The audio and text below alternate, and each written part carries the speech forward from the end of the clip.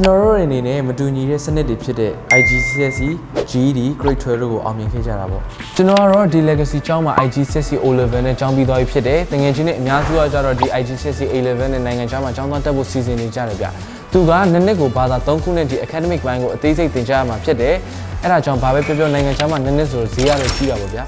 ဒါပေမဲ့မလေးတို့ Australia တို့မှာရှိတဲ့ Foundation Program ကကြတော့ပုံမြတ်နေသူတို့ကတစ်နှစ်ပဲတက်ရတယ် Legacy မှာလည်း H&D Program ရှိတယ်သူကကြတော့ Project Base နဲ့သွားတာဆိုတော့တစ်နှစ်တော့တက်ရမယ်ဒါပေမဲ့ဘာပဲပြောပြောနိုင်ငံခြားမသွားခင်ဆိုတော့ရန်ကုန်မှာပတ်စံစုလို့ရတာပေါ့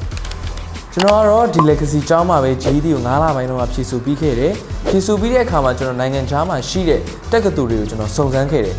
အဲ့မှာသိလိုက်ရတာဘာလဲဆိုတော့သူတို့က test score တစ်ခုတွေမကြည့်ဘူး test score အပြင်ဒီ essay writing နဲ့ project တွေကိုသူတို့ကကြည့်တယ်အဲ့မှာဒီ Legacy မှာရှိတဲ့ H&D Foundation Program ကိုကျွန်တော်စပြီးသတိထားမိတယ်ပေါ့နော်သူတို့က theory ပဲသင်တာမဟုတ်ဘဲနဲ့တကယ် project တွေပါသင်တာဖြစ်တဲ့အတွက်ကြောင့်ဒီ research တွေ presentation တွေ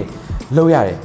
ဒီ program ကပြောရမယ်ဆိုလူတိုင်းတက်တင်တာတော့မဟုတ်ပေမဲ့ကျွန်တော်တို့ business ဘိုင်း IT industry ဘိုင်းမှာဝင်ချင်တဲ့အတူတွေတော့ကတော့တက်တင်တဲ့ program တစ်ခုလို့ပဲပြောချင်ပါတယ်ကျွန်တော်ကတော့ Grade 12 စာမွေးကို9လပိုင်းမှာအောင်မြင်ခဲ့တယ်ကျွန်တော်အနေနဲ့ local university တွေမှာမတက်ပဲနိုင်ငံခြားမှာ university သွားတက်ချင်တယ်ဒါပေမဲ့ကျွန်တော်ဘယ်လိုစရမလဲမသိဘူးဒီအချိန်မှာကျွန်တော် senior အကိုတွေကျွန်တော်မေးကြည့်တယ်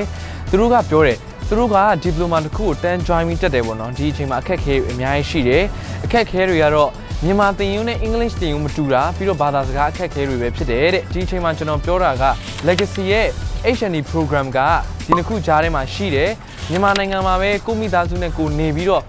Academic English IELTS preparation class အပြင် Business or IT major တခုရွေးပြီးဒီမှာတစ်နေ့တက်လို့ရတယ်ဆိုတော့နိုင်ငံခြားကိုသွားတန်းပြီးတက်တာတဲ့ဆိုင်တော့ပိုအဆင်ပြေတာပေါ့ဗျာ